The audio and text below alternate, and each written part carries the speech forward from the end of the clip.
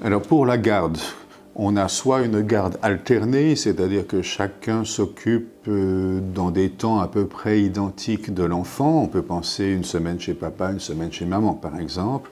Ou bien la garde, elle est attribuée à l'un des deux. C'est donc l'un des deux qui va s'occuper quotidiennement de l'enfant et l'autre a un droit de visite qui est en général un week-end sur deux, la moitié des vacances scolaires, plus peut-être encore un jour. S'agissant des contributions, lorsqu'il y a une garde alternée, d'ailleurs la garde alternée peut être ordonnée par le juge malgré l'opposition d'un des parents, mais bien sûr qu'il est préférable d'avoir l'accord des deux. Si chacun s'occupe de l'enfant de manière équivalente en matière de temps, ça ne veut pas nécessairement dire qu'il ne faut pas prévoir des contributions financières.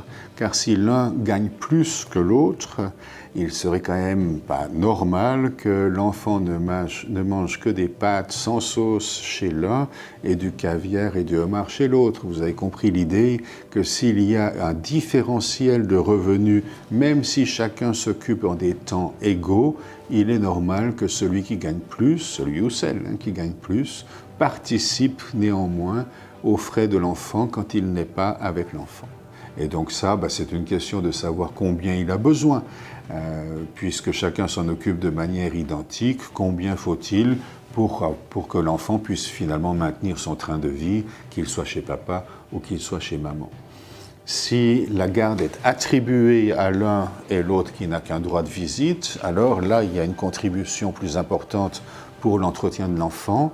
Alors il y a des calculs très savants, mais si vous êtes à 15% du salaire net pour un enfant, vous êtes dans les normes à peu près, 25% pour 2 enfants, 30% pour 3 enfants, pour des salaires entre 6 000 et 12 000 francs.